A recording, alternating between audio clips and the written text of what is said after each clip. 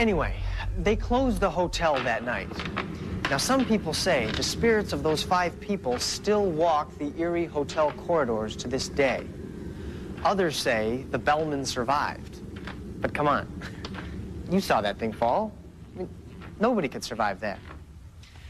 But it was a great story, and Disney thought it was a great story, too. In fact, it was so incredible, they recreated the Hollywood Tower Hotel brick by brick here at the Disney MGM studios, just to plunge you into an experience that would last a few terrifying moments, but feel like an eternity. The decision to build a thrilling, state-of-the-art attraction of this magnitude came from Michael Eisner, the head of the Walt Disney Company.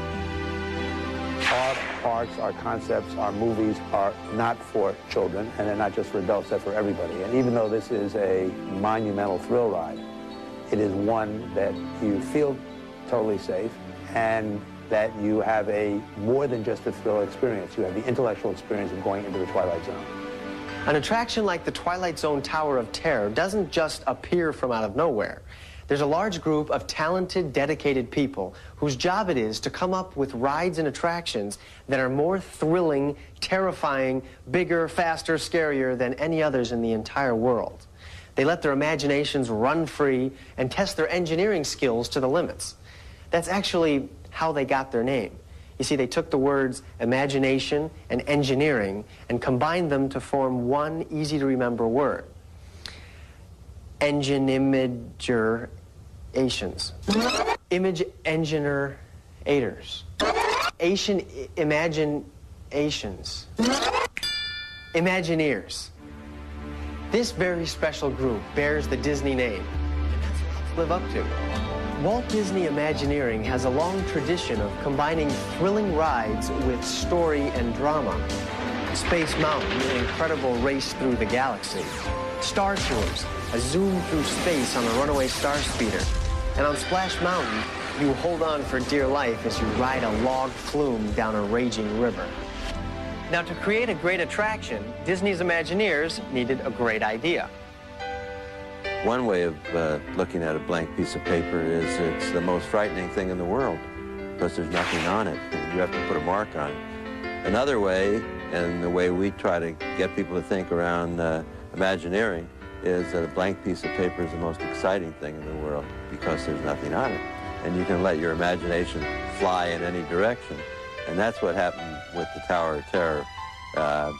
Once we really honed in on how we were going to do this attraction, and then came up with the idea of linking it to Rod Serling's great stories, the Twilight Zone.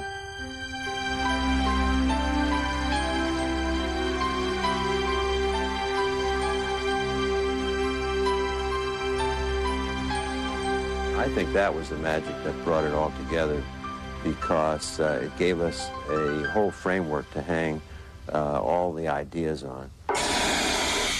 Once they had the concept, it was time to add a compelling story. Rod Serling every week said he unlocked the door to another dimension, to the 5th dimension. So we thought, we'll take you there. This is something he couldn't do. He showed stories about this place. But we thought, if we could actually put you in the Twilight Zone, this would be something unique. Invariably, the stories dealt with ordinary people in ordinary situations that have an extraordinary thing happen to them.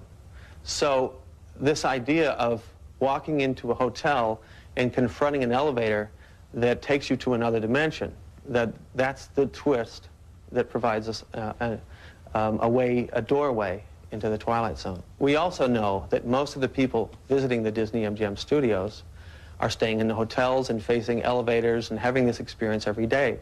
So we wanted to twist that little common experience of theirs, a device known to be used on the Twilight Zone, and make that the basis, the starting point of this supernatural story. So it just fits in so nicely with the themes that Rod Serling dealt with consistently.